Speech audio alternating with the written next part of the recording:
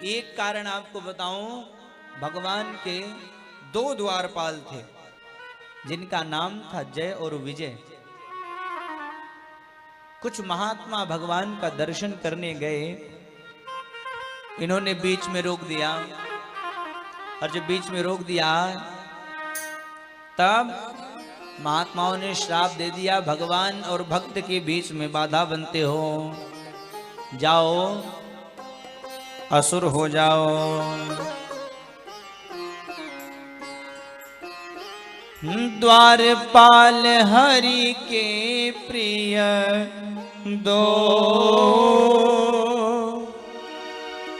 जय और विजय जान सबको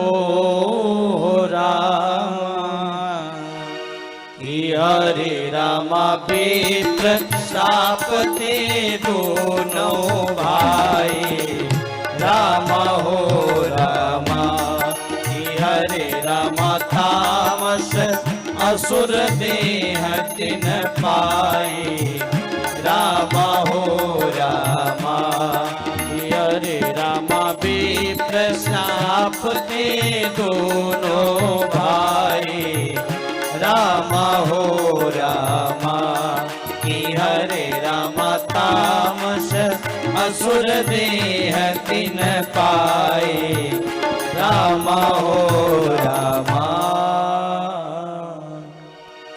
दोनों भाई असुर हो गए। तो पहले जन्म में हिरण्याक्ष और हिरण्यकश्यप बनकर के पैदा भय। हिरण्याक्ष के लिए भगवान वाराह का अवतार धारण किए और हिरण्यकश्यप के लिए भगवान नृसिंह का अवतार धारण किए।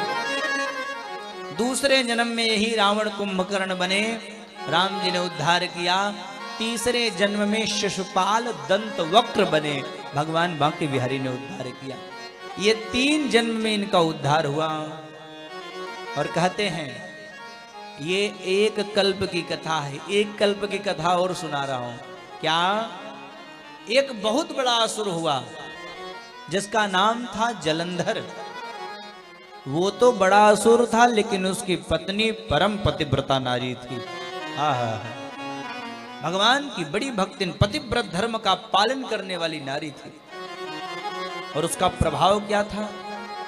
साक्षात शंकर भगवान उस असुर से युद्ध किए, लेकिन उसे मार नहीं पाए। क्यों? शंभु कीन संग्राम अपारा, शंभु कीन संग्राम अपारा, लेकिन तनुज महाबल मरई न मारा, तनुज महाबल मरई न मारा। परम सती असुराधीप नारी, परम सती असुराधीप नारी, तेहि बल ताहि न जितहि पुरारी, तेहि बल ताहि न जितहि पुरारी, तेहि बल ताहि न जितहि पुरारी। अब बताइए पतिव्रत धर्म का कितना महत्व है? पत्नी अगर पतिव्रत धर्म में लगी है तो पति का भी कोई बाल बांका नहीं कर सकता हो। शंकर जी युद्ध करते करते हार गए, कुछ नहीं बिगाड़ पाए।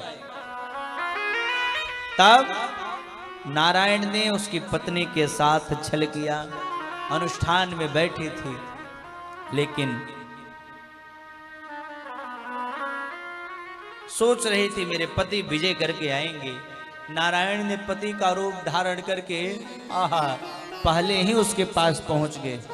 अनुष्ठान से उठ गई और कहते हैं इधर उसका ध्यान भ्रमित हुआ और उधर वो युद्ध में मारा गया।